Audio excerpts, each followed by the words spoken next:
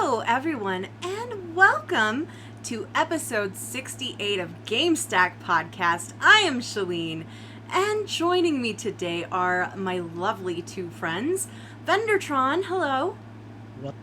Welcome, sir or madam. And Rick McVick. Howdy. How you guys doing? Good. Doing good. Got coffee in my hand. It's good. Wow, the enthusiasm there. I can feel the really- enthusiasm. Well, Bender, how are you? You're muted. Fender, you're muted. Bender's muted. That's how you're doing. Oh, I've been talking this whole time. July is a wild month, you guys. Lots of deadlines. I'm really tired. Yeah. Wake up, Buttercup. Yep. It's time to do a show. Mm-hmm. How are you doing, Shalene? I'm doing okay. I'm getting some reports that you guys are quiet, so I turned you up a little bit. Say, turn So- that slider on. So let up. me know. Let me know, guys, if that's better. I'm looking at your- Hello. I was gonna say I'm looking Yeah. at the things. I don't see how it could be too Sing a quiet, little 'cause tune. Yeah, We're pegging pretty high there. that's what I thought. Yep. So. I lived in a house in New Orleans. Am I coming in clear? They call the rising sun. Better? Okay. Yeah, I mean, if it's still too quiet, Should we try again? Should we? No, I mean, your volumes are fine. I think our listeners just, I don't know. Yeah, use a you guys volume turn knob, up your people. volume. Yeah. Yeah, we're it's- almost in the red here. Why do we got to Almost do all the work? in the God. red here. And on our mixer here, it shows the guys they're Yeah. registering louder than I am. Yeah, I can see it happening. I've got my volume almost turned all the way up. So, you know that whole saying, if everyone around you is the a-hole, well, then you might need to turn the volume. Van Sylvan says, "Eat the mic, Rick," which is probably some kind of hipster My mic version is- of oh, Eat the wow, Rich. that was- Wow, that's That went like, right in there. That's going up on the OnlyFans page. Like, Yeah. oh, jeez, wow. I should have made some, like, voices while I was there. Oh, Lord. Who hates, Stop Who it. You're hates- turning me on. who hates moist noises? First he was naked, and now this. I have to fit in with, like, the Twitch crowd. I can't. Wow. Okay, guys. Little mustache hair. They're still remarking that you're quiet, Rick. I don't know what to do about it. I don't know. Take your earbuds and shove them farther in. I don't know what else to do. I don't know Here, what to do about there we it. go. That's good. I'm gonna. And you're I'm also gonna not click- Oh, that crackly helped. anymore. That helped You're a not lot. crackly What did you do? either. I turned it to where I'm. Never you sound touch it again. fantastic, Rick. Never touch it again. Don't move. Don't even look at it. Okay, podcast. We should do one Right. of those. Uh-huh. So, I'm Shalene. This is Bender. This is Rick. I love them. They're my friends. We're all doing great. And we've got some show coming up for you here. We would love it if you're watching live, if you would host us on Twitch. And if you're not watching live, please tell your friends, spread the word, share the show far and wide. Help the audience of lovely We Just Love Games community members grow. Just like it has been this past couple of weeks with some new people that have arrived in our Discord. Vendor, why don't you tell us about them? Sure. We've got this time for sure. Steve Timely. It's John Locke, who we've had in the Discord before. I don't know if we've ever had him in the Corner of Discord. Shame. It's a familiar name, but I don't think they came from the corner of shame. It's my friend who we've played Oh, with before outside of this. right. That's where I recognize the name from. Yes, he was playing Nuclear Winter with us, huh? Yes. Yeah, Him a and nice Tuna. fellow. Yes.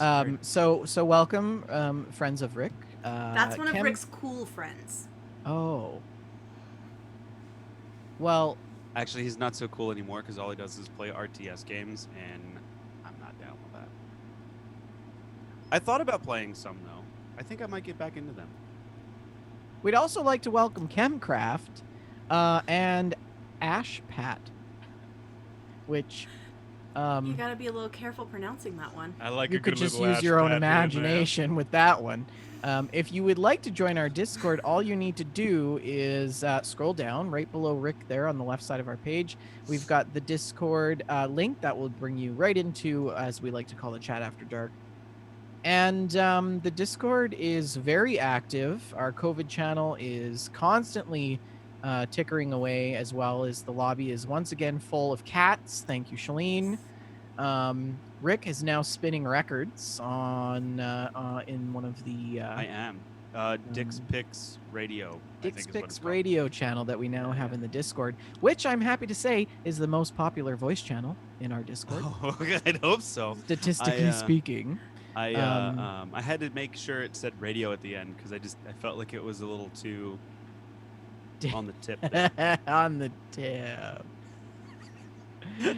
This episode, my goodness. I know, and I'm booze free. The last episode was the boob episode, so now we've got some Was it? What equality. happened? Yeah. We didn't There even was- have the last there was- episode because I dropped the ball. No, the No, last Gamestack. Gamestack. The last Oh, Gamestack episode. okay. Yeah.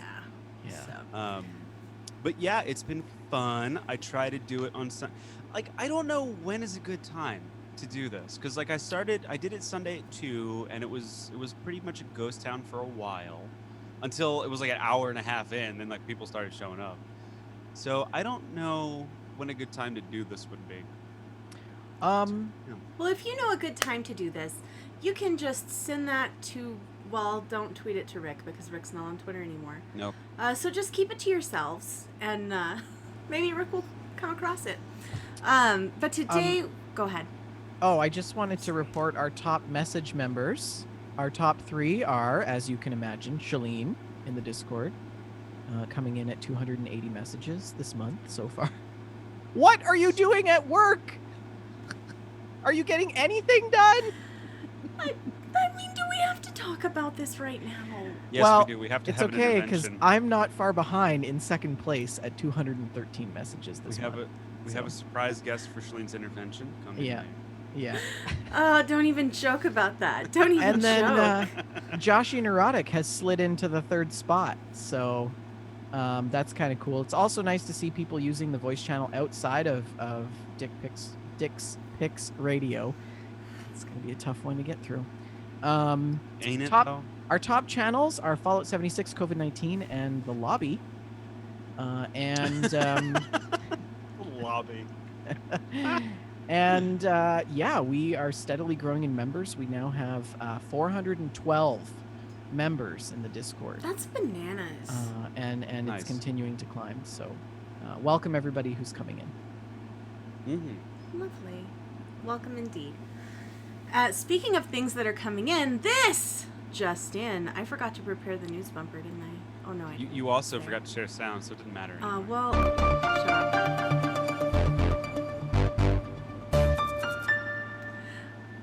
As always, shout out to Joseph Tao for helping us with the news every week. We really appreciate that. Show wouldn't be the same without ya. And we're going to lead off with a story about fiscal irresponsibility. Somebody bought a copy of Super Mario Brothers for $114,000.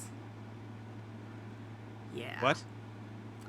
This is from a Kotaku article by Ian Walker, and this was a mint condition sealed copy of the original Super Mario Brothers, and it sold at an auction for $114,000 on July 10th, setting a new record for the sale of a single collectible video game.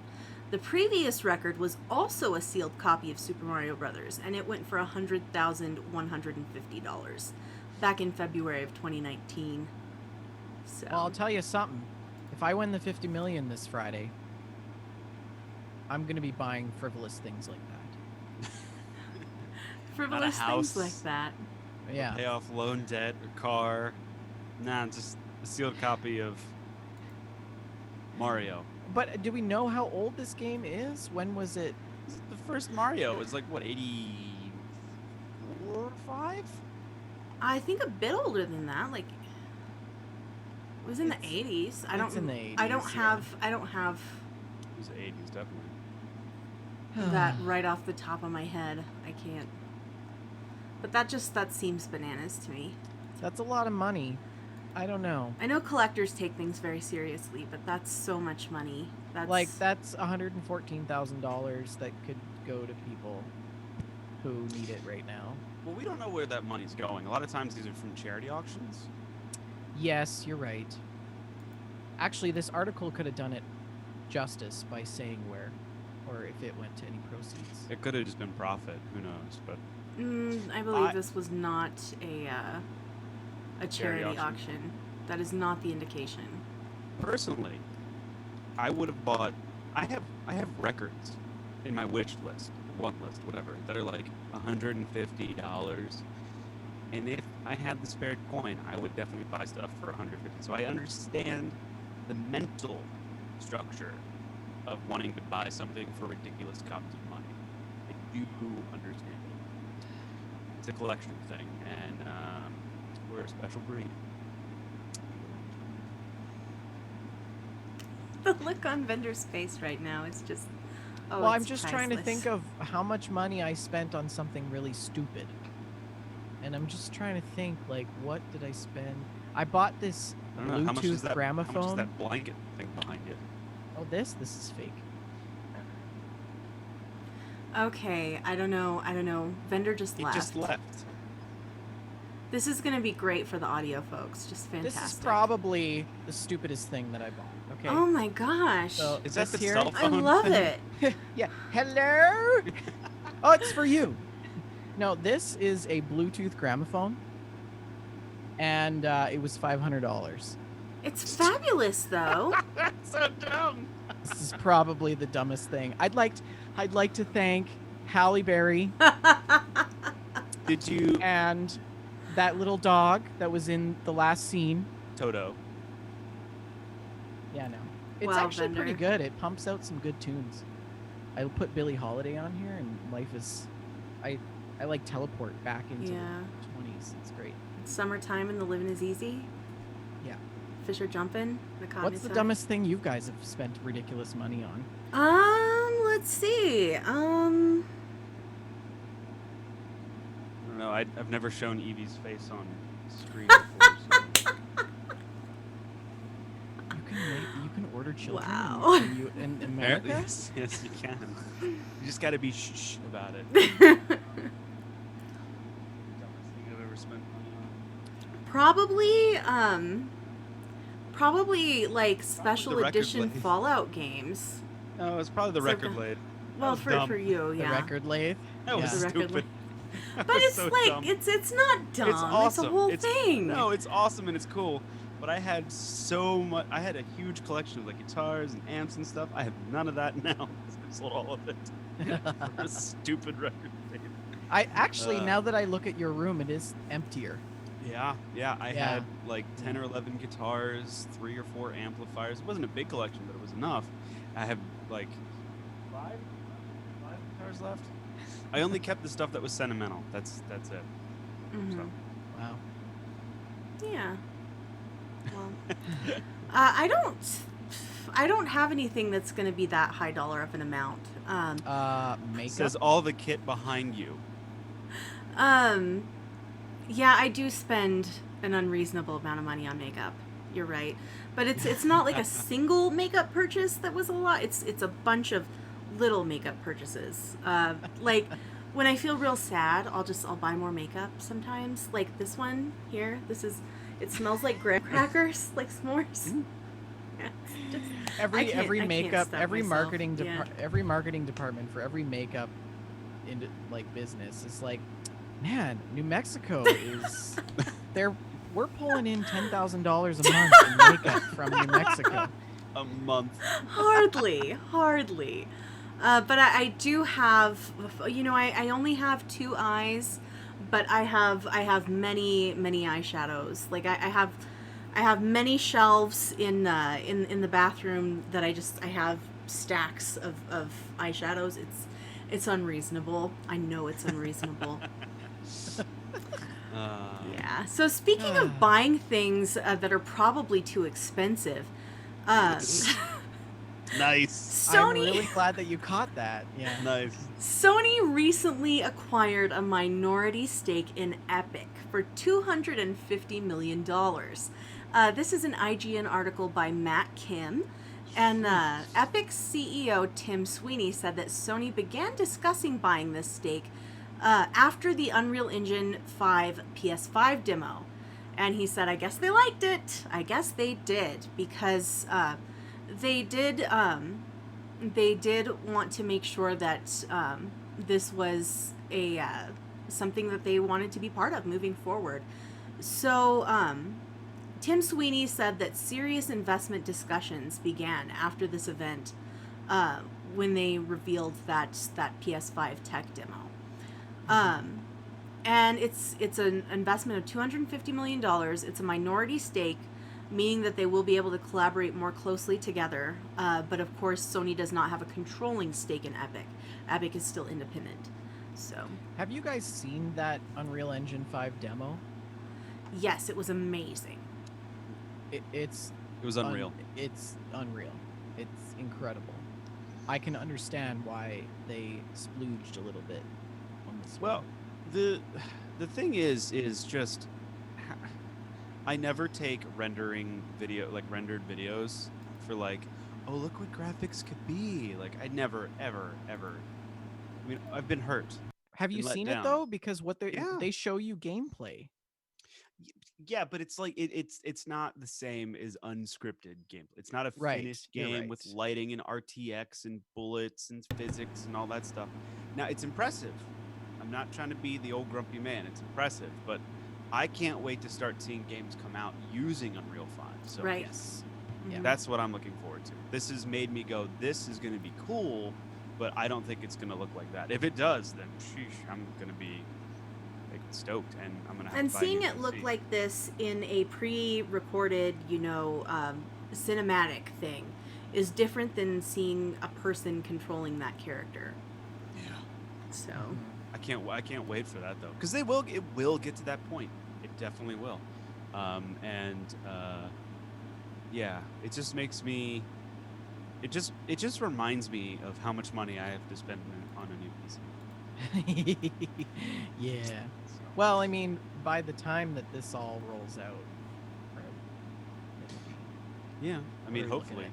3 years, I don't know, 3 to 5 years. but I recently benchmarked my high-end Devil's Ridge i7 processor, and it keeps up with new i5 processors. Yep. So I'm behind the curve by a lot. Story of my Sucks. life. I am Sucks behind so the bad. curve.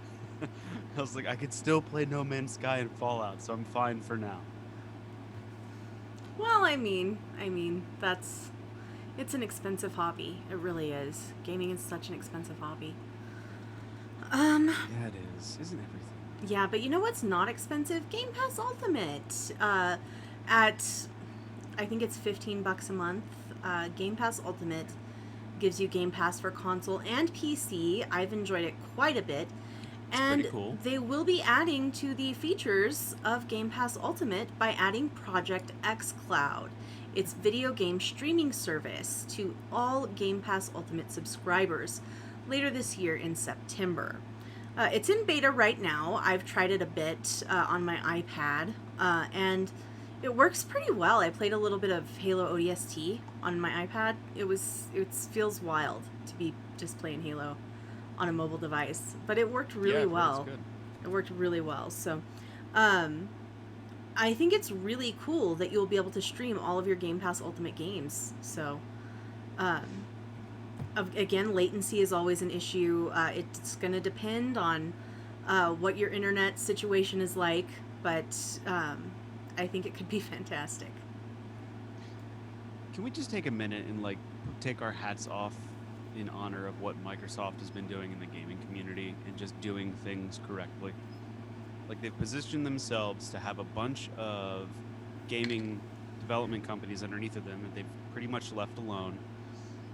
And then they release a streaming service that people actually want, because it's not like the NVIDIA one where you have to buy the game and then the game has to agree to NVIDIA's streaming service in order to stream the game, or Stadia, which is defunct pretty much, but even then you had to buy a version of the game on Stadia in order to stream it.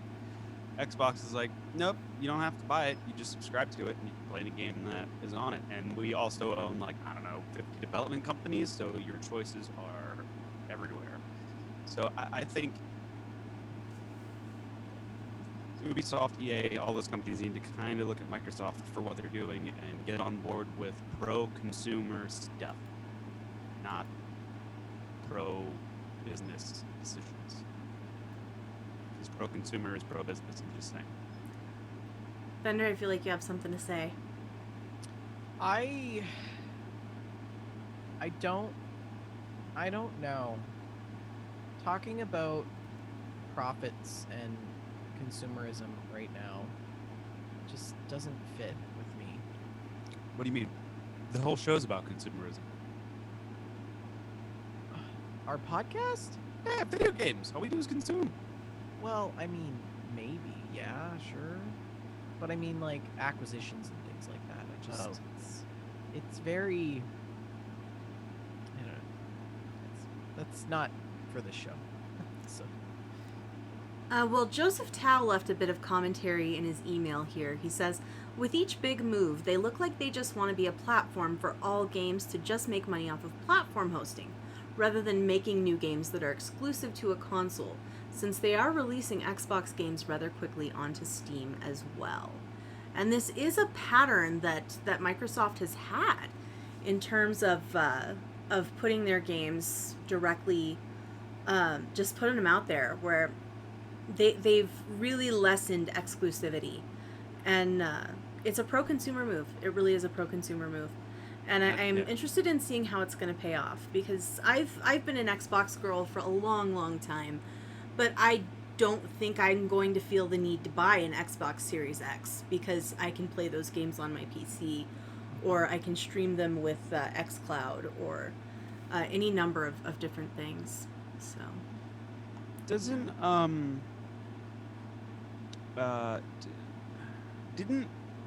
wasn't it the guy from Xbox that said exclusives shouldn't be a thing? Somebody just recently said that from the game industry. I can't remember who it was. Never mind. Gaming exclusives? Yeah, they were saying that exclusives shouldn't be a thing. It was someone high up or it was like someone important in the gaming industry as far as the developer was, and I can't remember who it was now, but I remember seeing an article about it where they came out and said that they didn't believe in exclusives. So I just thought it was interesting. And for some reason I thought it was from Microsoft, but I could be way wrong. Never mind. well, where did that go?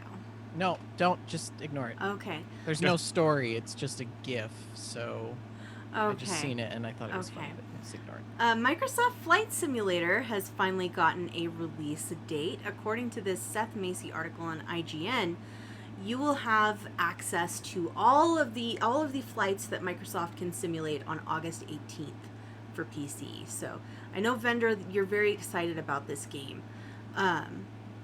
There's going to be 3 different versions of Microsoft Flight Simulator: a standard edition, a deluxe edition, and a premium edition. And the standard edition will be part of Game Pass. The deluxe edition will include everything from the standard edition plus 5 additional aircraft and 5 international airports, and that is $89.99. And the premium edition will include all of that plus 10 planes and 10 international airports, for a total of 35 airplanes and 45 airports. It's going to take 150 gigabytes of room to install it. Ooh. And there is a physical version that is going to be released, and it's going to be on 10 DVDs. It's like a spindle of DVDs. Like, why? Do you think they'll ship it on a spindle? Because I'm pretty sure that No, they know it's the in target it's in an audience for accordion. this. It's An in an accordion? accordion book. Yeah. Yeah. But I'm pretty sure they Stupid. know their target audience for this. So No, Microsoft. I know, but think about it. Like, the people for the most part playing like Flight Simulator, they're like, 45. But what PC capable of running this will have a disk drive in it? the one that I don't know. Thunder. It's Does still your funny. PC have a disk drive? Not since I switched cases. No. Mine doesn't either. Shalene? Nope. So, I actually, the mayor, I had to buy him a new computer. And he's the old school kind of guy, you know. He thinks that CDs are cutting edge, you know. That's cutting edge technology. And he was very insistent that he have a disk drive in his new laptop. And I could not find one. I spent weeks shopping. I could not find one. yeah. They don't. It's not something that USB. Get a USB one. That's what I There you did. go, boss. There Yeah. you go. That's what I did. Yeah, I'm pretty excited. This is actually the whole reason that I got into flight sims. Do you have a joystick? I have a yoke. Yep. Okay, tell Okay. us about it. So look this at that. this is the yoke. The yoke's Um, on you. It's a honeycomb alpha. Does it Weighs sit a on the table? Sucker weighs a goddamn ton.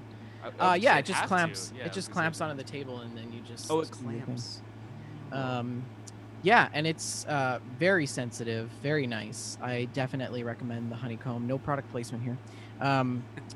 Unless you want product placement. I'm super excited about this. And just to put things into perspective, the last flight sim that was developed, well, I might be mistaken, Shalene, because Microsoft Flight Sim X released in 2006. Wow. It's been a while. So- Holy crap. The last Microsoft Flight Sim was released over a decade ago. The last flight sim that was ever developed, which was X-Plane 11, released in 2011. Wow. So we're still 10 years out from the most recent flight sim. That's crazy. And I mean, Lockheed Martin has tried to develop some stuff, but it's really kind of the same garbage. Really base graphics, like terrible stuff. The community has basically taken it upon themselves to try and make the ones that are already out there better by releasing mods and packages and stuff like that that enhance it. So it's people have really wanted new content, and they've been working to get themselves new content because there's been no developers in the industry making a flight sim for over a decade. And Small now markets. next month this thing is going to drop, and I don't know if you guys have watched some of the actual gameplay footage and trailers. It looks It's stupendous. incredible. It's incredible. Nice. Incredibly detailed. Like, they have modeled every single airport in the world. Wow. They That's awesome. have they use like so what they do is they use the increasingly popular interior mapping technique that was created by who was the original inventor? I don't remember, but it's used in other games like Spider-Man on PS4 and the upcoming Cyberpunk. It's the same sort of 3D illusion of interiors that is developed, and the method uses ray casting, just like they do in Wolfenstein 3D. But now they're using a pixel shader in this one. So what it actually does is it allows you to have these incredibly detailed and geometric worlds without a penalty on performance. So most, like the base requirements, you can run this with an i5. Wow. Yeah. So, yeah. So this is kind of a big deal, I think. A lot of people that thought that they might not be able to play it are going to be able to play it. So, mind you, on probably lower settings or something like that. But Sure. I'm super excited. I'm very excited. Lovely. It's the whole reason that I got into flight sims, and I'm super pumped. I may or may not have bought the platinum one. You get all the planes and all the airports. Well, I get them, like, you get like the 30 planes or whatever it is, and then the extra Yeah. airports. So, because you know what, there's not gonna be any mods or extra content for a while after this is released. Yeah. So, yeah. You know what? As excited as you are about this game and as much as you love simulators, It makes sense to get that platinum version. It really does. Oh yeah. Yep. And like, so I bought X-Plane 11 and this to play Microsoft Flight Sim. I have been learning Learning to how to fly the Boeing 737 800 Max for 4 months. 4 to 6 months. I love that. I just So- love that. I don't know. Maybe if I put more effort and focus into my PhD, I might be done by now.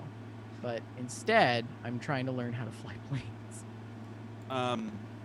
Do they ever put Easter eggs in that? Like I was thinking, like it'd be funny. Like I was just thinking, like on your first flight, Bender, in your 737 or whatever that you fly, as you're flying across the ocean, like a storm would come up, and then like down below you would be like the island from Lost.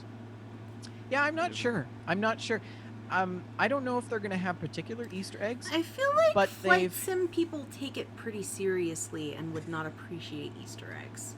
Well, they've modeled our planet to scale. Wow. So every continent, every city, everything is there. So like And an actual. They powered use flight. Google Maps to build it, and other geosatellite businesses and things like that. So you can literally go and hop in a helicopter and fly and land on top of your house. Wow. That is the level of detail that we're talking about. But they do have it. So there's a Zebo mod for X-Plane 11. It's a specific aircraft that's just rendered better than the base game, because the base game is like you're flying in a shoebox across the air. The Wright brothers. The Zebo mod is like a way better detailed plane. And when you go out into the passenger seating area, and you look on the back of the seat, you know how there's the screen, right? Yeah. It's a picture of this guy who's super like, he's like really like old fashioned, like 80s style. He's got this handlebar mustache and this coiffed hair. And he does these flight sim tutorial videos. And he's like the ultimate flight sim nerd. And so they put him on the screen, and it's super That's funny cool. because, yeah. That's great. I'm sure they'll have other Easter eggs everywhere, but yeah. That's really great. So Rick, I think this is what you were talking about earlier. We've got an article from GameSpot by Eddie Macook. I never know how to pronounce this gentleman's name. But the headline is Why Microsoft Believes in Cross-Gen and No Exclusives for Xbox Series X. So all of the Xbox Series X games will also be releasing on the current Xbox One. And Phil Spencer, head of Xbox, says, as a player, you are the center of our strategy. Our device is not the center of our strategy. Our game is not the center of our strategy. We want to enable you to play the games you want to play with the friends you want to play with on any device. On TV, the Xbox console is going to be the best way to play console games. The Series X is the most powerful console that Microsoft has ever made, and people who play games on that system will experience the best version of Microsoft's games in terms of fidelity and performance, Spencer said. But he also says he doesn't want to exclude anyone from playing Microsoft's games, so they will continue to release new games on the current Xbox One as well as on PC. So that is a hugely consumer-friendly move. I think it's great. I think it's what people want. I don't want to buy a game and have my friend buy a game and be like, oh, we can't play together because he's on one thing and I'm on another, and that sucks. And I really think that what Microsoft is doing is absolutely brilliant. And if anything, not only is this prosumer from just not being platform centric, but it's also prosumer in the sense that if exclusives start to go away, it forces the consoles to actually compete, like from like a performance and from like a performance and a price hardware is standpoint. going to be more competitive. Yeah, which Yeah. right now it's like, are you buying the Granny Smith apple or the Red Delicious when you buy Xbox? And because It's they the both same pretty much guts. do the same thing. Yeah. And so I think this is excellent all around. I hope Sony, who's been very much resistant to crossplay. Yes. I hope they kind of take note and start opening up those gates for crossplay, because they're gonna have to. Because even if the Xbox itself as a device doesn't outperform Sony, Microsoft as a company with its kind of broader goal will. So I have nothing but high hopes and claps for Microsoft right now. Lovely. It really does reinforce to me that I don't need to buy an Xbox Series X, though. So Sure. I don't know. I don't know if that's going to hurt them or if they're going to find success with their new model, because they're doing something very different. So we will see. Well, it's because you have a PC already. If you didn't have a PC, I mean, and it could also be because they can just afford to yeah. play this as a mulligan if they want to. So I mean, if they have a hardware at a price point for everyone at any price point, and it's not costing them, as long as they're making profit, I don't see what they should. I but feel like I don't know. I feel like Xbox players are very devout. Kind of like Yeah, PlayStation. I agree with that. Yeah. They're very devout. There's a Uh-huh. devout audience. There are some people that might switch. There might be some people that just don't continue with the console altogether. So Sorry, I was reading Creighton It's Barrel funny. in the chat It's says, funny. with all due respect to everyone's Apple opinions, like the fruit, if anyone compared a piece of hardware to a Red Delicious, I would do the same thing I do to a Red Delicious and toss it straight into the trash. I agree, they are not the best apples at all. They're Granny not the Smith best is where it's apples. at. I disagree Granny with you there. It's all about what are they called? I forget. They look Gala? a little like Gala, but they're bigger. Honeycrisp. Honeycrisp are the apple of choice. I So like good. the sour the better, so Granny Smith. Ooh. Oh yeah. Well, that was I wanna- Apple Stack for this I want to week. pucker. I want to pucker when I eat an apple. But if you are in the market for a new console and you've decided that you also do not need an Xbox Series X, there's another strange choice coming up. There will be a Lego NES set available on August 1st. This is a really weird thing, you guys. It's a really weird thing. And I you thought can this was build just a this fan Lego NES, and it's a 2,646 piece set. It comes with a miniature NES, a controller, game cart, and a CRT TV, all built with Lego bricks. And the TV has a crank that scrolls Mario through a stage, and a miniature 8-bit style Mario can be manipulated to jump through the stages. I love it. You can run him through World 1-1 of Super Mario Bros. It's such a bizarre thing. It's such a bizarre thing. I think that they're going to sell a lot of these. I think they will too. It's Want got a one. lot of novelty. I saw this. It even comes with a little Lego cartridge. Yeah, it goes inside the thing too. I thought this was something a fan built. I didn't realize this was an actual sanctioned Lego set that's coming Yeah. out. This is a Lego set that you will be able to buy. $230. That's going to cost you more than actually finding a real NES and CRTV to go with it. Yeah. Because CRT TVs are like what, free these days? Go to the right yard sale. I'm just and going to any- wait. Sorry, go ahead. And I was gonna say I saw an NES for sale with the light gun and a couple of cartridges for $150. So you could go have yourself the real thing. Oh, they have in Super Mario sets too. Honestly, Yeah. I wouldn't spend that much money on this, but it does Oh, they look really cool. terrible. It's a neat thing, but it's not for me. I'm Lego definitely is not not- the target audience yeah. for this. Lego So. isn't really my thing. Yeah. I You know? love Lego. My daughter is obsessed with building Lego and then forgetting about them. She hates playing with stuff. She just wants to build it.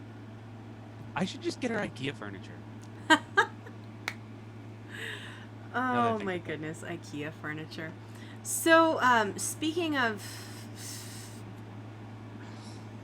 Oh, nothing, apropos of nothing, a Sims reality show is coming, because of course it is. The Sims. It's getting a competition-based reality show.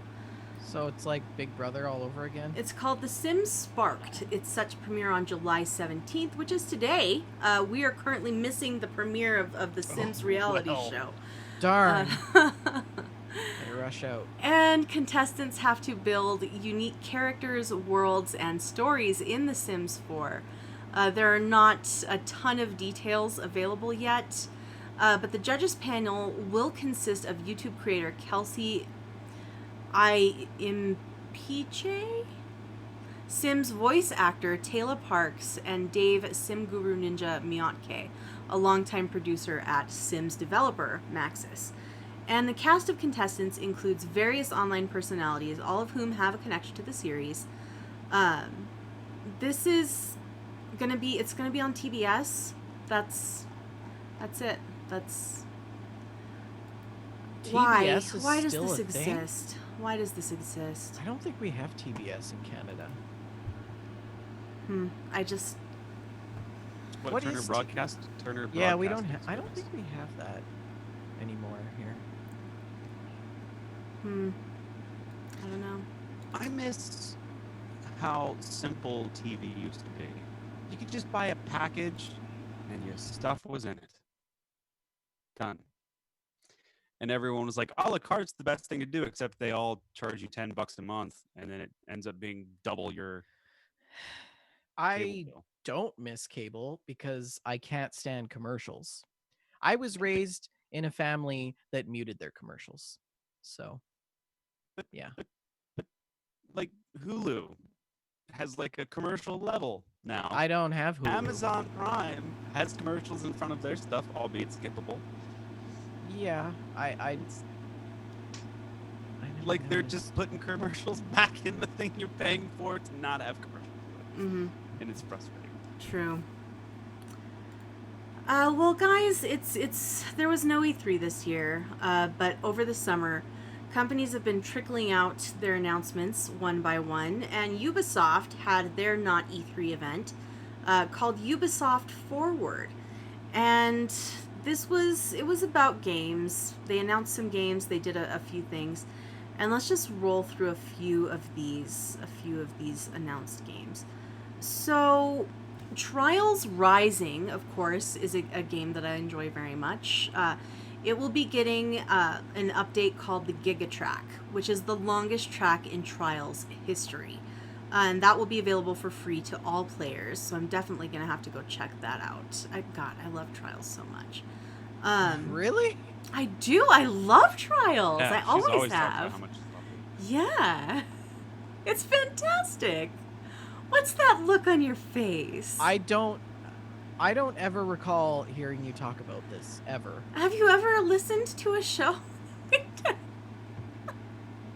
Honestly, I don't think. Anyways, That's so That's funny. Well, I fascinating. adore Trials. I love Trials, and I'm gonna have to go play the Giga Track. And of course, Ghost Recon Breakpoint will have some new playable characters. They're fully customizable. The show kicked off with a look at Watch Dogs Legion, and this is a Kotaku article, by the way, a Kotaku article by Ari Notice, and scrolling. Watch Dogs Legion will be out Nice. on October 29th for PlayStation 4, Xbox One, and PC, with a next-gen release coming soon.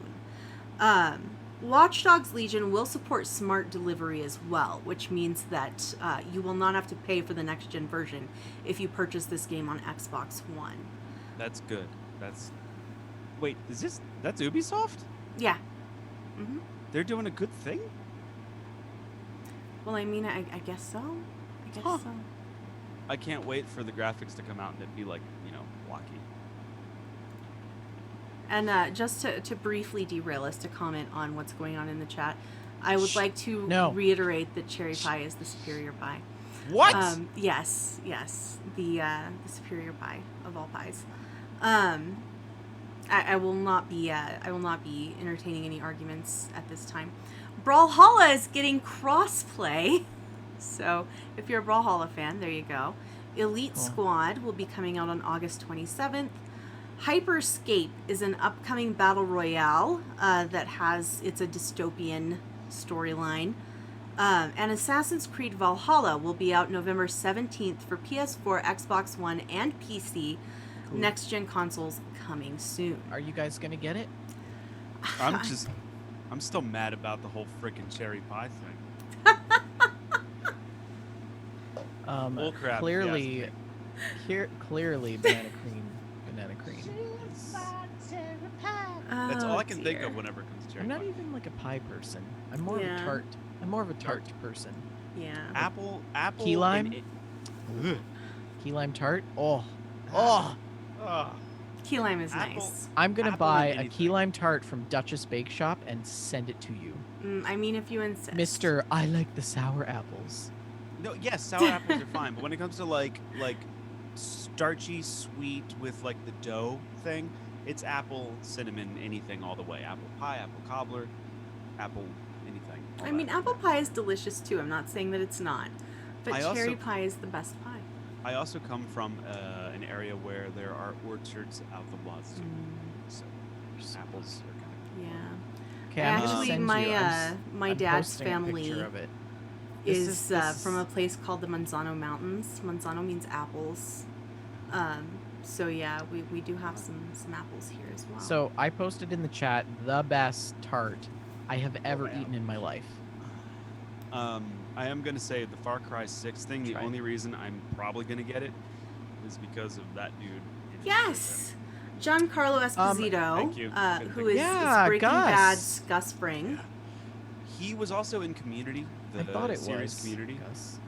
Yes. Completely different character from everything else he played. But when he's like, I would love to see like a supervillain movie where everyone in it is a supervillain, and like he's one of them, and the other one is Javier Bardem. That would be good.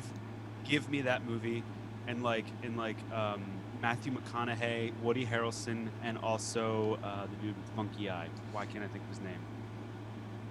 I'm not sure who Steve you're talking Buscemi. Steve about, but Buscemi. Danny Trejo should also be one of them. Oh, yes. I was just gonna say that Danny Trejo should have been Yes. vetted, or John Delancey, who is Q from Star Trek. Ooh, yes.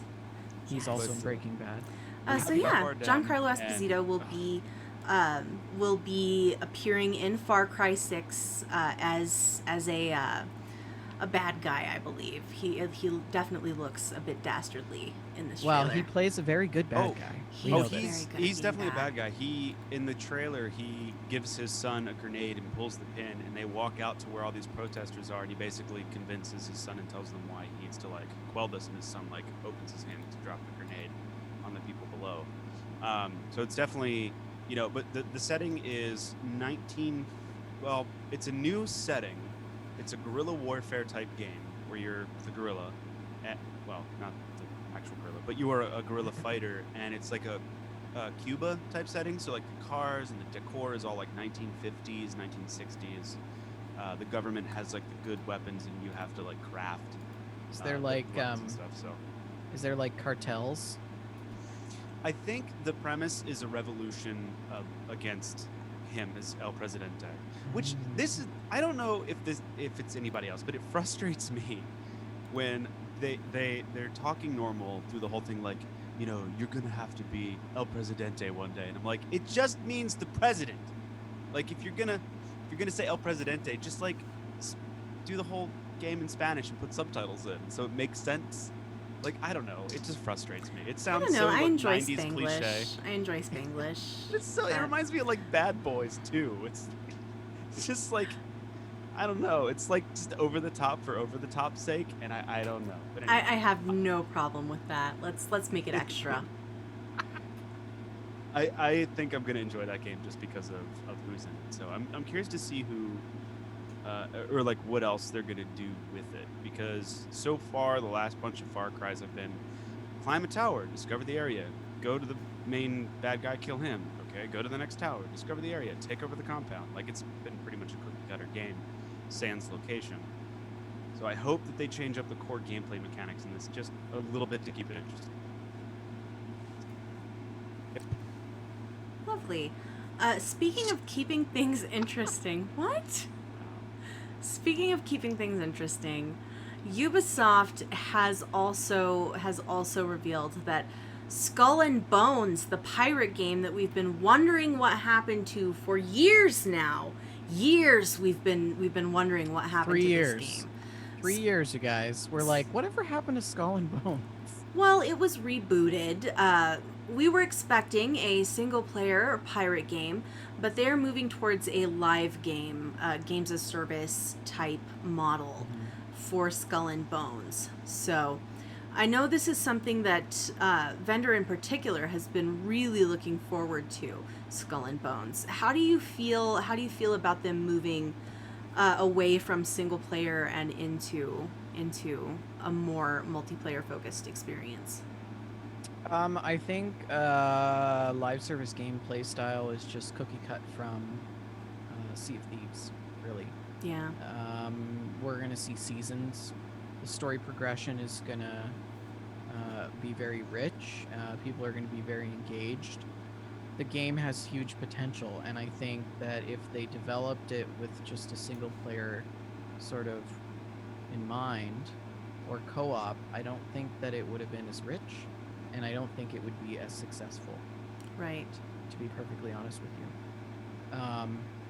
The fact that they have revived this means that they're serious about it, and they want to make it some pretty extreme IP out of it. So I think I'm excited to see what happens. I'm excited to be able to play it with my friends.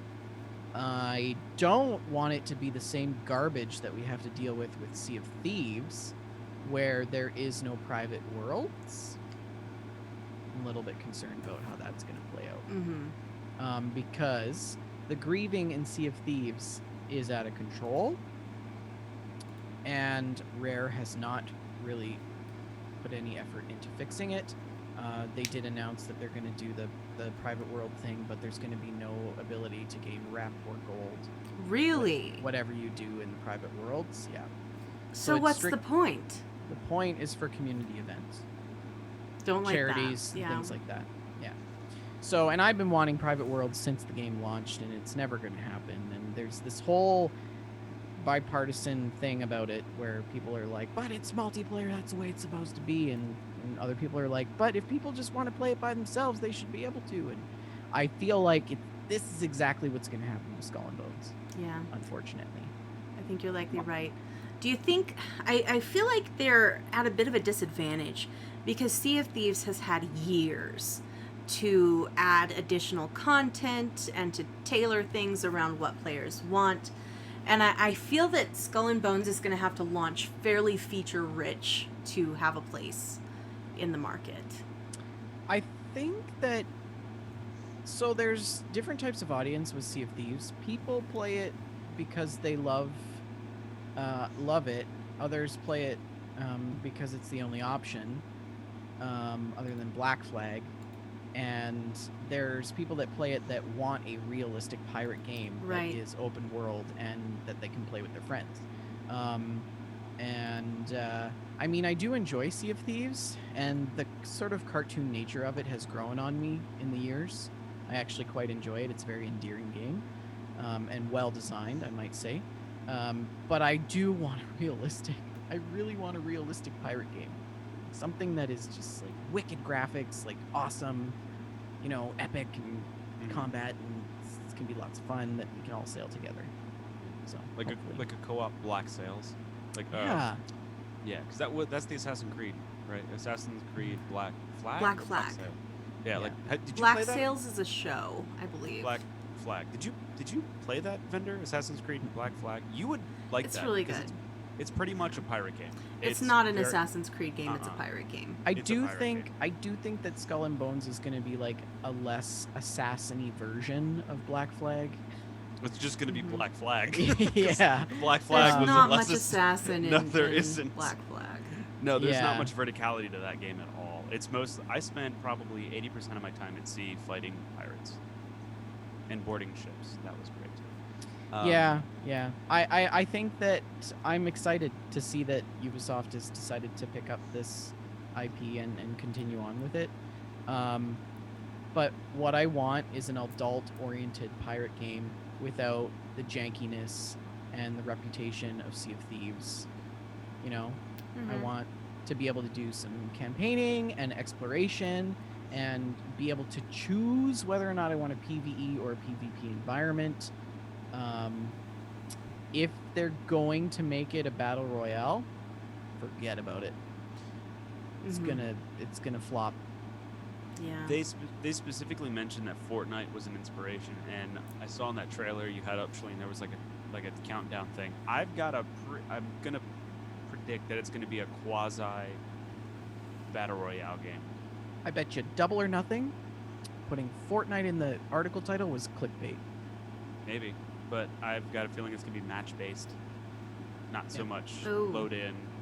I I don't would think it's hate gonna be that. like load in Sea of Thieves. I think it's gonna be like a match based type of thing, like a Fortnite or Warzone, things like that. I'm cautiously optimistic. I don't know. And also microtransactions, because Of course, there's going to be microtransactions. So, I have no way to segue into this. No Man's Sky is getting a spooky, scary ship update. It got a spooky, scary ship update called Desolation, I think it's out already. and Yeah, it I is. watched Yeah, the- it's Did already you watch the out. trailer? Did you guys watch the trailer? Yeah. I thought it was pretty cool. Rick, why don't you tell us a little more about this one? So I haven't experienced any of the new content. I did reinstall the game again to kind of get reacquainted with it. They have updated the combat system, so it feels a bit more smoother. And the other thing that they did was they added derelict freighters that you can go into, and it gets very like Dead Space, The Thing kind of, because you explore Cool. these freighters for loot. It's also full of nasty, goopy aliens and scary things. This is on top of the last update that they did, which wasn't a big one, but they added exomechs, like mech warrior type machines. And this is one of those games, like, that actually, this is the first game I think in history where it had the worst launch, and they just kind of turned it right around and made it amazing. And the game keeps getting better and better.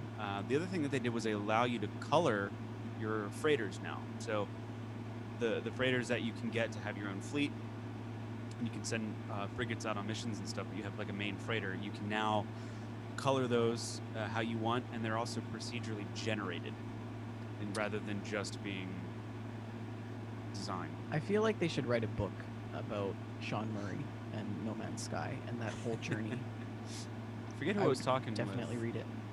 the other night, but they were like, Sean Murray isn't going to make it past 45 because he's just burning the candle at both ends. Because it feels like they just have been doing non-stop development on this game. Like, they're always coming up with something, and the way People that keep this buying game, it. it's good. I mean, there's glitches It's and great. stuff. Sure, it did crash on me, but like, The mechanics are top notch. The I graphics are pretty darn good. Yeah, I mean, it's a little grindy, but like, unless you go to creative mode, then you can do whatever you want. I mean, it's one of But what game that we've played isn't grindy? Yeah, I know. Sea of Thieves is probably the grindiest of all grind It's a pretty grindy ever. game. It is very But grindy. even more so than Ark. Red Like, Dead's not grindy at all. But yeah, so that's pretty much it. It's just the big update that they're doing here is you go to a space station, you talk to a salvager who gives you a mission to find a destroyed or desolate frigate, and then freighter, sorry, and then you go there and you can kind of go inside of it and explore the innards. Before, there were crashed freighters that you would go and you would dig down for the crates and unlock them. You get cool stuff that way, but this kind of expands on that where you enter Yep. the actual vessel. It's cool. It's a good game. Very so cool. we need to play some No Man's Sky. Sounds Have it neat. installed. It's a great game. It It sounds is a great neat. game. Well, speaking of, go ahead. I was gonna say that's all about it. Cool. Gamestock.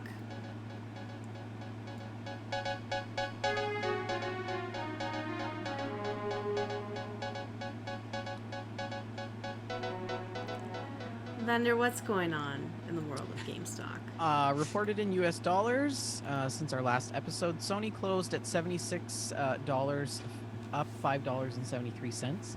Microsoft at 202.75, down $3.87. Nintendo trading at 55.84, down 50 cents. Take-Two closed at 150.58, up $6.18. Activision at 78.64, up $1.13. Ubisoft standing still at 15.65, down $1.34. EA trading at 138.31, up $4.20, and Tencent sitting steady at 67.56, up just 90 cents. So overall, stocks are sort of fluctuating back and forth, but there's not much to report right now. I think that when we see the release of some of these AAA content that's coming in the next couple months, and see these conferences, these virtual conferences, we might see some things change. But yeah. Lovely. When does games come? Because Bethesda just said that they were going to be a part of that. I have no idea. I don't know. Yeah, I think it's Gamescom. Does that sound right? Gamescom is a thing. Yeah. So Bethesda announced that they're going to be a part of that. So that's going to be worth checking out. Very cool. Yeah. Yep, that's all we got to report. Rick, what have you been playing? Along with things that have been updated, I did boot into No Man's Sky and picked up a little bit. And luckily it wasn't that big of an update to where the game where I was unfamiliar and I had to restart. Since they streamlined the missions and quests and stuff, it's a lot easier to pick the game back up if you haven't been in it for a while. So if you haven't been in it for a while and you had a character advanced and you're a little nervous to get back into it because you're not sure what's going on, they should have fixed a lot of the UI and the way that the quests are presented and logged. That should make it easier for you to just kind of jump back in. So it was fun. Like I said, I didn't try any of the new update content yet, just because I'm one of those people that likes to equip themselves. So that means I have to do a bunch. I haven't even finished the base building missions on No Man's Sky yet. Right. So I have to do I have to do those first. So anyway, Hunt also had a really big update where they brought in dual wielding. You guys have heard me ramble on a lot about Hunt, but the really cool thing about dual wielding is now you can have two pistols that you can dual wield, and it counts as a medium slot, and you can carry two medium weapons, so you can carry a total of 4 pistols now, 2 dual wield slots. And as cool as that is, the reloading sucks.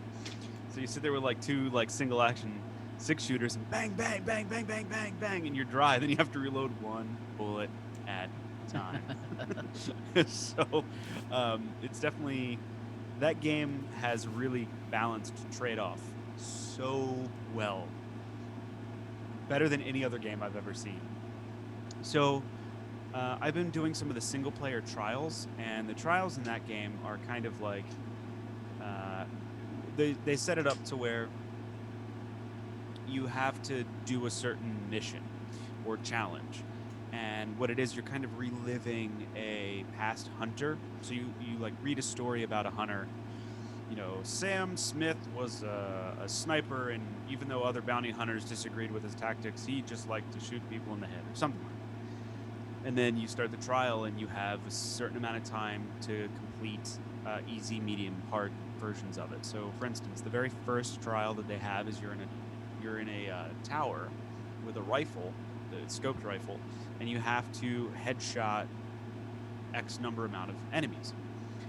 The harder level, or the harder version of it, you have to headshot 25 enemies. You also have to headshot 3 immolators, and immolators are these creatures that when you shoot them once, they burst into flames, and they set off anything explosive or any barrels or anything like that around them, and they also burn other things around them. So in the main game, you can kind of use them sometimes to your advantage, but they also suck if they charge you because they are fired.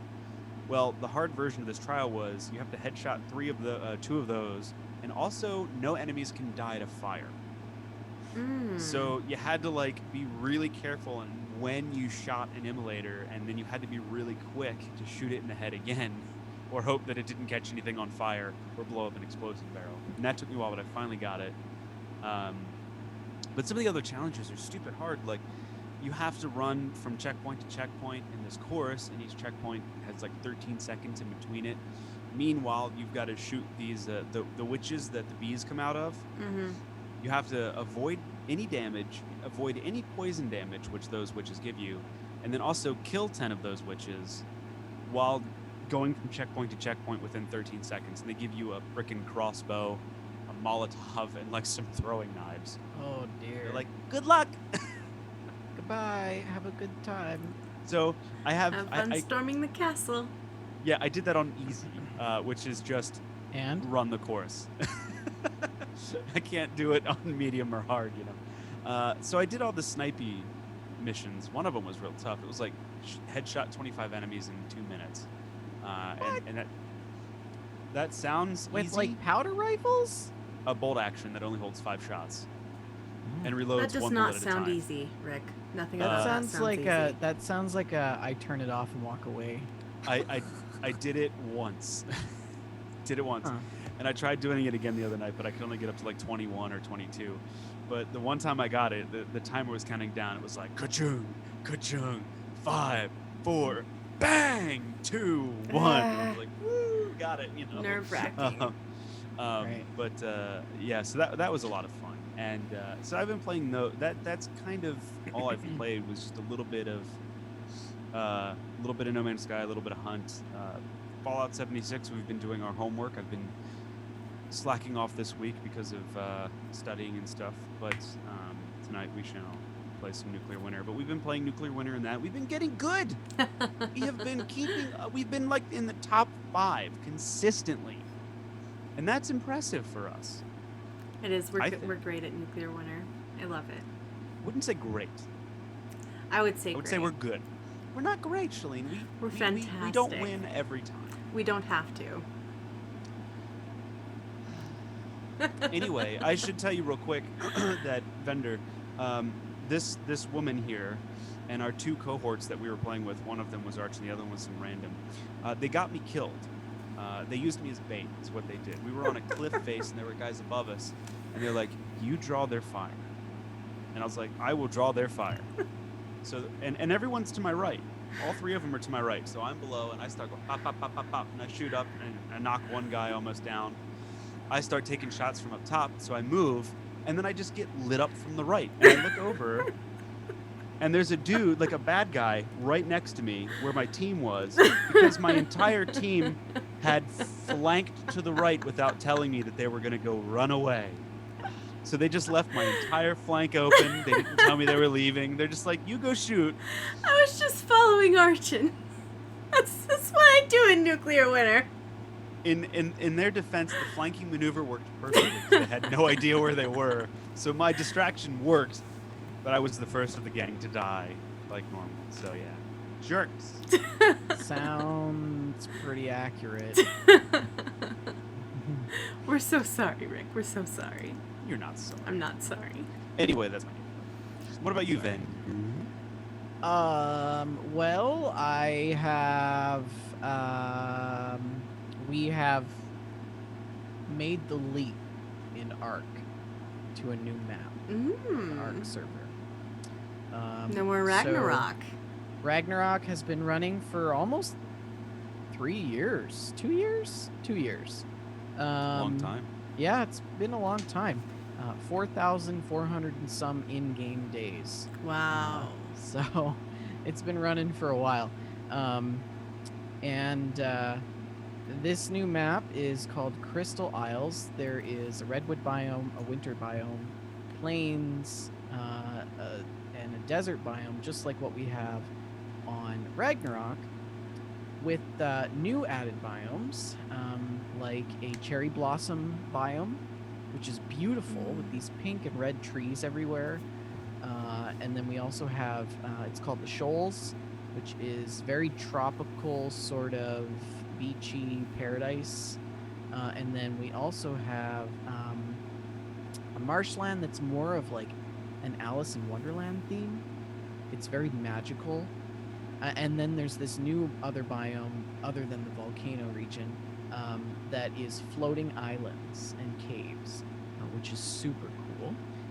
And so I ended up building in the caves in the floating islands because there's lots of like glowy mushrooms, and it's very like That sounds neat. It's got synthwave colors, and it's very like sort of Alice in Wonderland theme, and it looks really cool inside.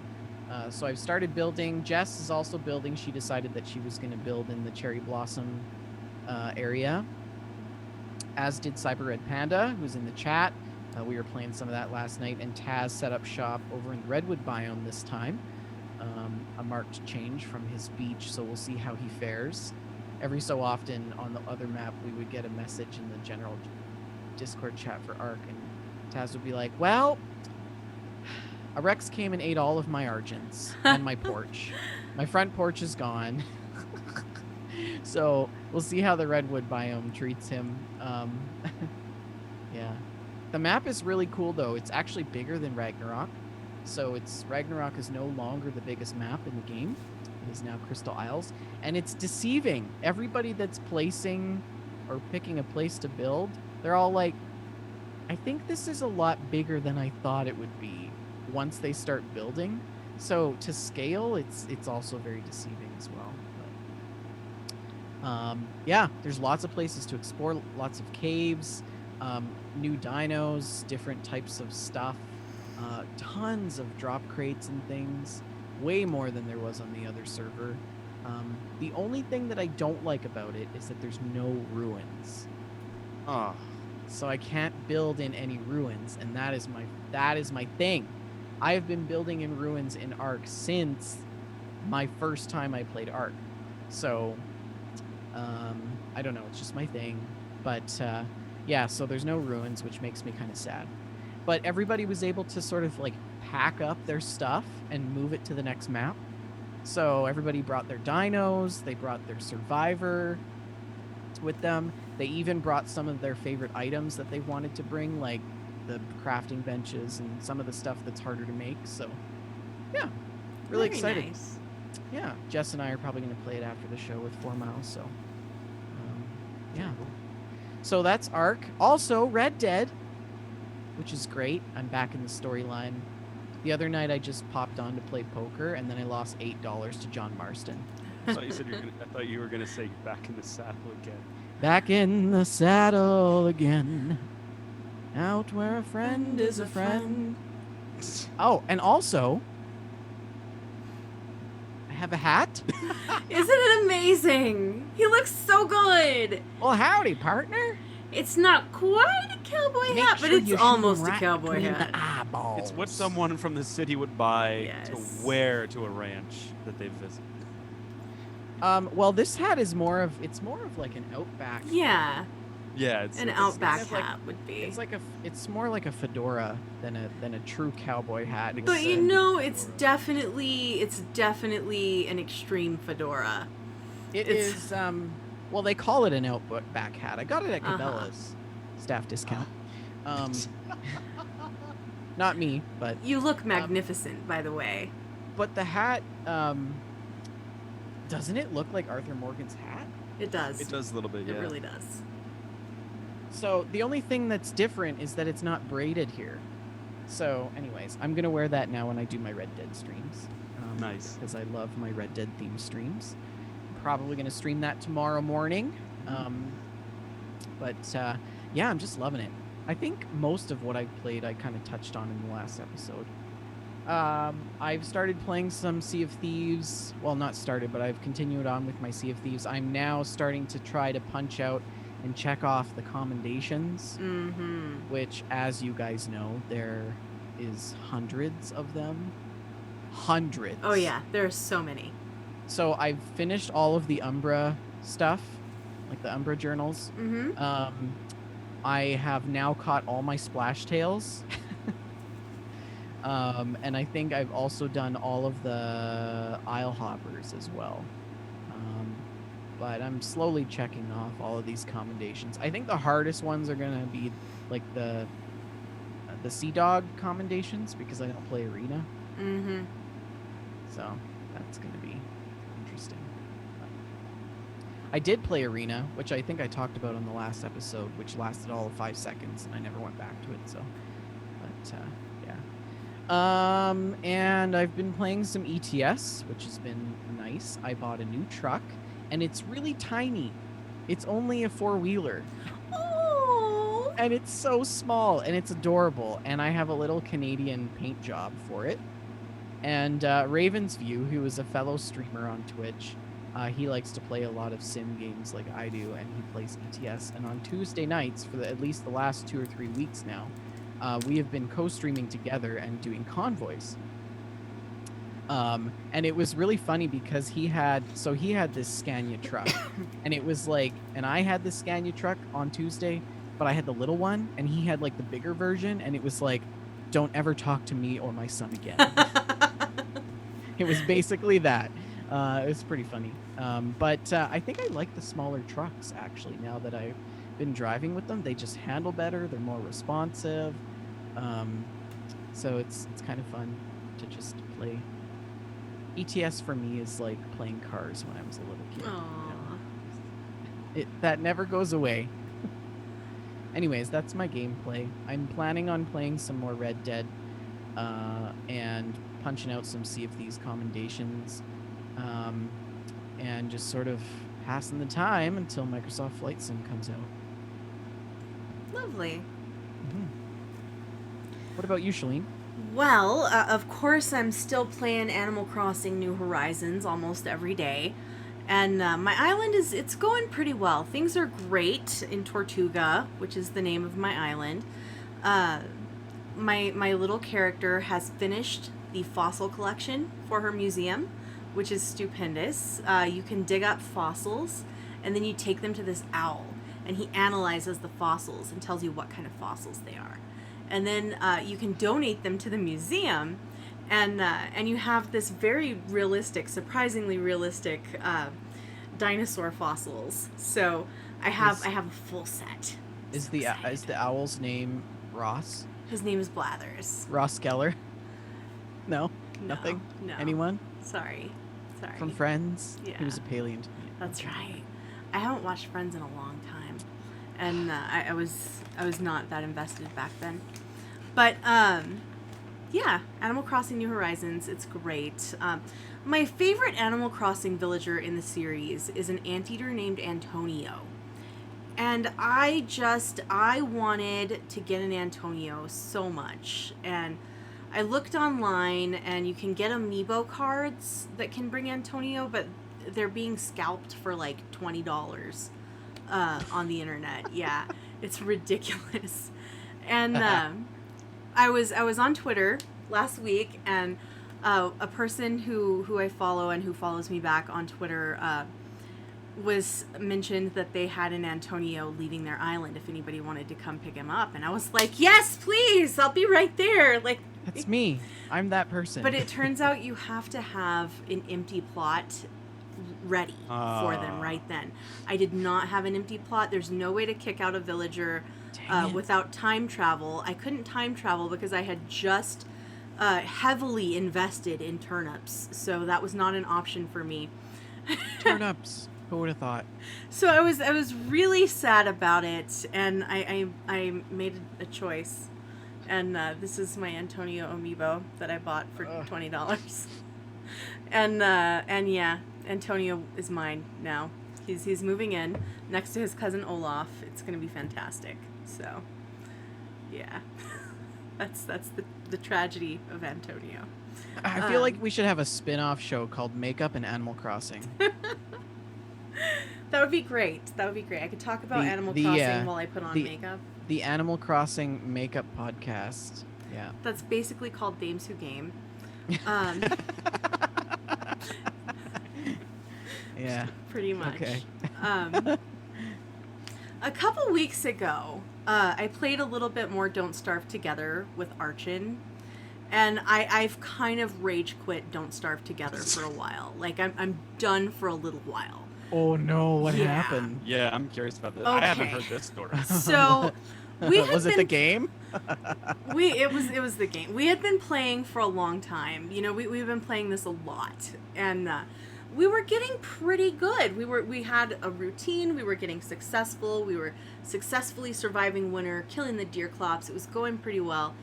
But the springtime, it's so tough. The springtime is so tough, you guys.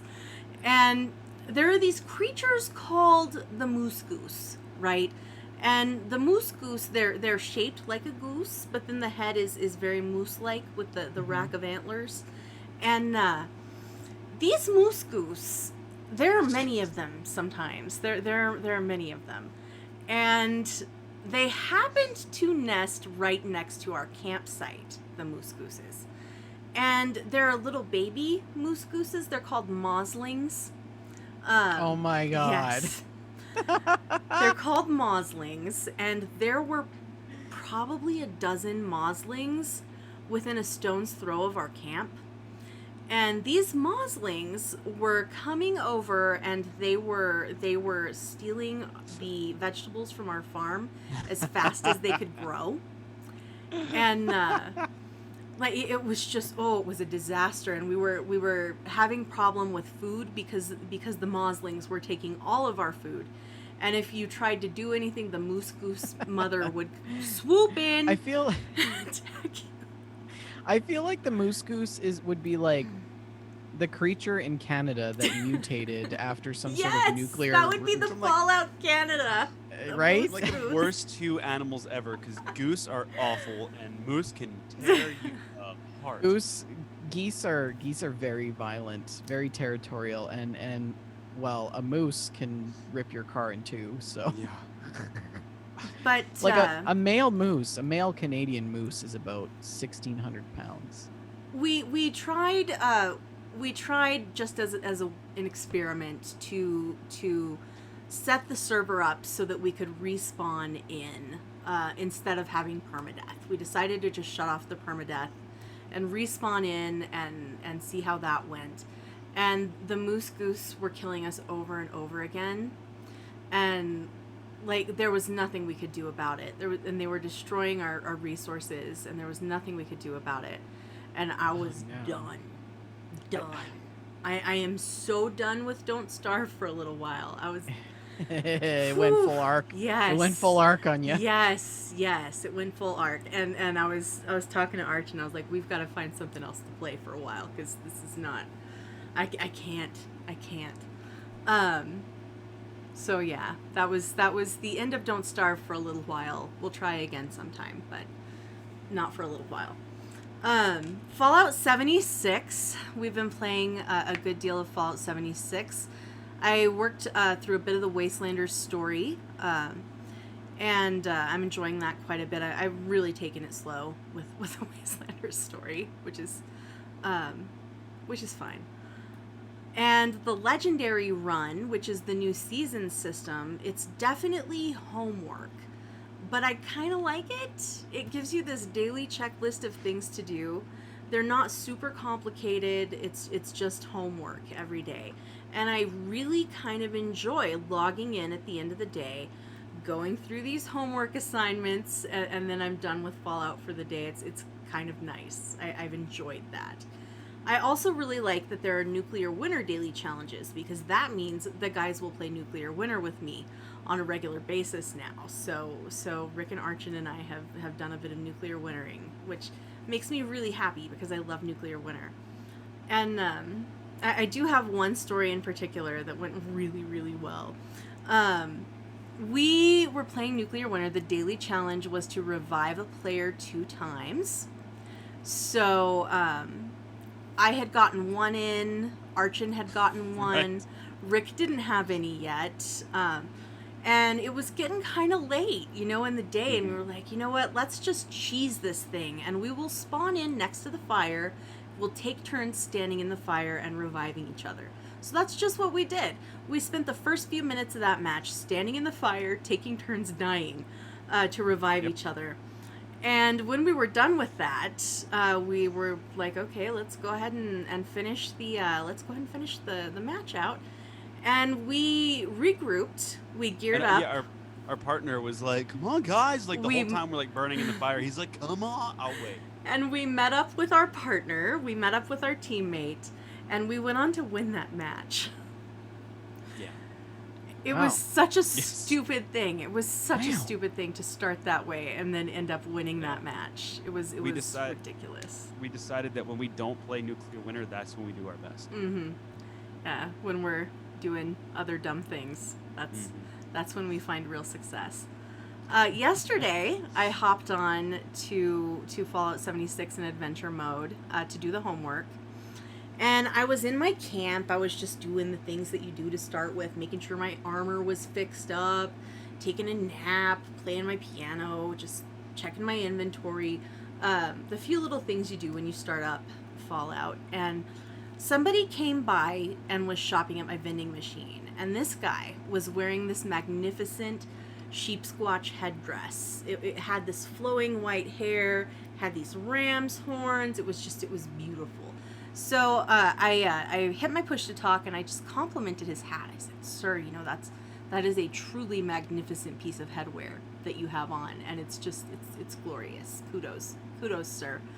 And a little while later, he walked over to me and a little package appeared on the ground, and he had given me his hat, the hat right off of his head. And I was like, "Oh, he gave me the hat!" So I put the hat on. I was really excited, and it was the Imposter Sheep Squatch helmet, is what it's Nice. called. And then he gave me a set of fashionable glasses to go with it, and also some legendary weapons that he had in his pockets. And I was like, "Is there anything that you need that I can give you? Like, this is wonderful. Thank you so much." And he was like, "Bye." he just peaced out. His name No was good- Trigon, and I was like, Trigon. "Man, what a hero! What a hero!" Trigon Jin. Yes, Trigon Jin. He is a Jedi, and he gifted me with a magnificent hat, and I was so happy. It was really cool. And we also had a day that I was doing the homework with Archon, and we were doing the level up challenge. And Jim Justice, he's pretty high level now. He's like 100 and something. He's high enough level that it takes a while to level up as Jim Justice. And it was getting late. I was exhausted, and we decided to just start up a new character so that we could quickly level up a character. So I started a new character and sprinted out of the vault, got out of there, and linked up with Archon, and he took me to the White Spring and was escorting me around the White Spring as I would put one bullet into an enemy and he would kill it. And I got my level up really fast. And I named that character Quesadilla since we were using it to cheese the challenge. So lovely Quesadilla with preset face number 4. Just fantastic. And Rick talked a little bit about our Hunt Showdown experience, so Yeah, it didn't go yeah. very well. That's Go ahead, Rick. Go ahead. No, go ahead. That's really all I've been doing. I forgot to mention that I did finally move from WJLG Lake, and I moved to the Cranberry Bog because it's nice and open. And I built a fort, like an actual fort with like 4 corners, and there's a missile turret and a machine gun turret on each side of the base. Thank you to Archon for helping me build those. But it's pretty cool to like go down into the Cranberry Bog, where it's a pretty rough area, and then like go into my fort. But I changed it from the brick facing Did you? brick facade, yeah, to the metal Brotherhood of Steel. And now it looks like a prison, so I kind of want to change it back to the brick. I liked the brick. I thought the brick was yeah, good. like the metal just looks like I have like American flags and stuff, like it's like a fort, like a military fort. And when I changed it to a prison, I was like, yeah, I can't do that. Is it a little too realistic? Yeah, it's a little too realistic, and I feel like I need to be making Applebee's shirts, at least whoever's in it. So I was like, I need to change that. I can't do that. Next thing you know, Martha Stewart moves in. I kind of on that same note, Vendor. I don't know if you guys have seen, but Ford is now putting out the Bronco again, and yeah, they are. And I feel like it was a missed opportunity that they did not square away a promotion deal with O.J. Simpson to put in the Bronco. As long as they Wow. don't. Oh man. Was it the Gremlin that was the exploding car? No, the Pinto. Pinto. That was the one that if it like got hit in the back, it would go. Thump. Yeah, it would just explode. Yeah. Yeah, the new Ford Bronco is a Jeep. That's all. Yeah, I don't know why they didn't make it look like a Bronco. Like I said, all new cars are either silver squares or maroon wedges. You Yeah. can sum it up into that. I have a black wedge. I have a You silver maroon square. wedge. You have a silver square. See, Yeah. I also have a little lime wedge, so I'm not gonna there's that go on my too. car rant. Indeed. I was looking at the electric minis the other day, Ugh. and I'm like, I don't think it would survive a Canadian winter. Anyways, That was Car Stack for this week. yeah. We do have a couple of emails from listeners. Vendor, would you like to read this first one? Sure. Michael says, "Hey guys, I hope y'all get this. Since y'all, sorry, I'm in Florida. It's hard not to say y'all 100 times in one sentence. Want more emails? I'm sending my gameplay anyways. My grandma just got Assassin's Creed Odyssey, and she loves hack and slash, but I've had to bail her out of in-game fights. And lastly, I've been playing tons of Call of Duty Warzone, and it's so much fun. I'm also getting Ps now PS for PUBG. now. PlayStation PS. now. P.S. If y'all want to download Call of Duty Mobile and add me as a friend, Karate Hand YT is my username. From the good Florida man. Nice. So, yeah, thank you for The writing good in, Michael. I love the Florida idea man. of your grandma playing Assassin's Creed Odyssey. Yeah. I think that's so I good. wonder. I wonder how many people picked up games for the first time because of COVID. I Yeah. would think that's a lot of people. Like, how many people were like, I'm going to buy a PS4 and this game and just play it. And now they're gamers. Hopefully a lot. You guys I play think Call of that's Duty, fantastic. Rick? Call I of Duty uninstalled it. Warzone? It's good. It's fine. I just uninstalled it for No Man's Sky. Ah, It gets boring for me. right. Rick, do you want to read this other email? I do. From Joshi. So long-time listener, first-time caller. I noticed not a lot of emails recently, so I thought I'd throw my name in that hat. I wanted to ask you all, how do you handle games developers and talking about games in the show and in real life in regards to suspected controversial materials on upcoming games? I mean, when X game trailer shows extreme violence, sexual violence, drug use, or other taboo subject matter, and the unsurprising pearl-clutching people call for a ban or for the art to be changed, how do you deal with that? Thank you all for the show. See you in the Discord, Joshy Neurotic. I think that we're pretty frank about it on the show. I don't think we hide too much of. I've been known to show people where the door is from time to time. If they think otherwise than what we think. Well, I think what Joshy means is, do we talk about controversial gaming subjects differently off the show than on the show? And I don't think we do. I think we're pretty frank with how we feel about stuff on the show. We may use different language. I would say that there's certain topics that we try to avoid. Or we're delicate with it. Yeah. Yeah. But for the most part, we try to. But I don't really see a lot as controversial. You'd have to get pretty rough. For me to see something as a controversial subject. Otherwise, it's just creative control that they have to do, and it's not hurting anyone except for who decides to buy it. So Yeah, and I mean, generally, a game trailer comes out, and then there's something in it that is sort of conflicting in nature, and then the community goes, "Oh, this is terrible," and Yeah. then we talk about that. yeah. We talk about how they're The saying it's reactions. terrible, and then we're kind of like, "What do you guys think about it?" And then all three of us are kind of like, "Meh." Yeah. I'm big on personal freedom, and I think that if people want to create things that are controversial, they should be able to do so. All of those creations are not necessarily for me, so I look at those. I think it's fine that they exist, but I acknowledge that they're not for me. That I'm not the target audience for that. I won't be purchasing this thing. I do play plenty of games with controversial stuff happening.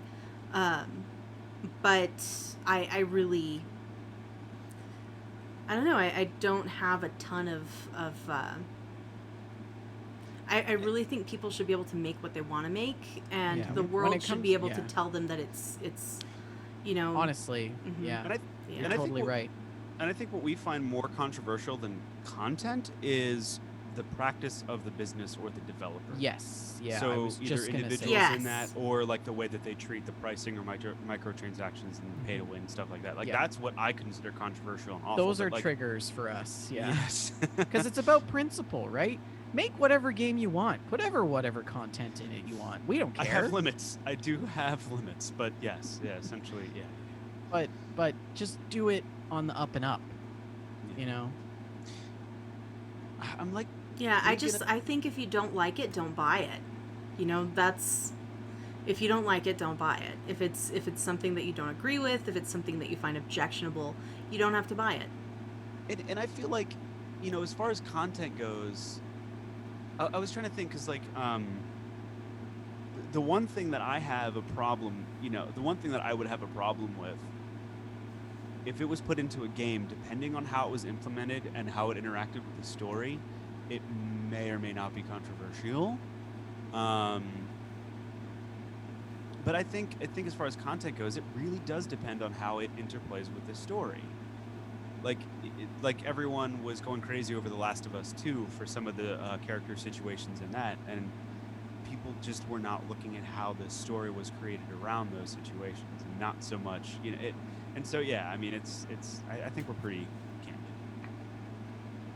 Yeah. Merrick in chat says context is everything. Yes. And I Oh think my that's gosh, really yes. important. That's really important. Yeah. You need context with anything. You can't just take something at face value. You really, really can't. So Mm-hmm. Yeah. cool. That was a Thank good you for email. writing in, Joshy. Yeah. I believe that's everything we have for this episode. Vendor, how's our In It Together COVID-19 relief fund going, and how can the people contribute? We're still sitting at $2,800 and continuing to take in donations. I'm still streaming to raise money for it. As you guys know, we are running the In It Together COVID-19 Relief Fund as part of Direct Relief to raise money to put personal protective equipment, that is PPE, on frontline healthcare workers all over the world. And so far we've raised $2,800, which is pretty awesome. That's US dollars. I will throw the link up in the chat for anybody interested in donating. Yeah, we're going to continue to bring in money for PPE because there's still a shortage. And as we've seen in the last week, it's not getting any better in terms of distribution of disease and spread, transmission of COVID-19. So that means more PPE is going to be needed. So every little bit Absolutely. counts. Every little bit counts. For $15 or $20, you can dress a healthcare worker. Thank you So- very much, Vendor. Mhm. Also, please join us next week for That Fallout show, in which we will talk about the Fallout series and other post-apocalyptia. Vendor does a lot of Twitch streaming every week on twitch.tv/Vendortron, and he's a great streamer, you guys. He's really fantastic. His streams are so fun. They are. So definitely check out Vendor streams. And Rick has been doing the Dick's Picks radio show on our Discord, in which he is spinning vinyl, which is Yeah, really, real final. it's unique and it's fun. And definitely join our Discord and check that out. Also, you can also you can listen to Dames Who Game, which is another podcast that I am a part of with some lovely ladies, and I'm very proud of it. So please check out Dames Who Game. You can email Can we have another Gamestack? another Dames Yes. stack. Oh, that was so fun. We should I think we Except I should think make it, we need to like- have you guys over on Damestack on Dames Who Game. Freudian slip. Yes. I think it should. I think we need to. It needs to be like quarterly, because Oh, I missed them like already. it. I know, they were Yes. so fun. Aren't they the right? best people? I love They're the them. best. They're fantastic. Do you want to see another episode of Damestack, listeners? Email us at info@wejustlovegames.com, info@wejustlovegames.com, with your opinions, your questions, and all of your favorite pumpkin pie recipes. cherry pie recipes, apple pie recipes. What's your favorite pie? Talk to us about that. You can find us on Twitter at We Just Love Games. I am Shalene L, SHALINEL. Rick is Rick McVick. He doesn't really log on anymore, so don't tweet at him. I lurk, It's wasted, I but won't get any messages. yeah. And Vendortron is Vendortron In. And you can find us on Facebook at facebook.com/We Just Love Games. Join the group at facebook.com/groups/We Just Love Games. Join our bustling little Discord community. You can find that link on our Twitch page, whether or not we are live. That link is there. Alternately, you can just shoot us a message on social media, and we will get you the link to Discord. We record this show and also that Fallout show live at 6:30 p.m. Mountain Time, 8:30 p.m. Eastern Time on twitch.tv/We Just Love Games. Find the show on YouTube, iTunes, Stitcher Radio, iHeartRadio, Spotify, and wherever fine podcasts are given away. Like, subscribe, and review. That kind of thing increases visibility for our little show and helps us grow. Thank you so much for listening. Rick, do you have a last word? How can you find Will Smith in the snow? Follow the Fresh Prince.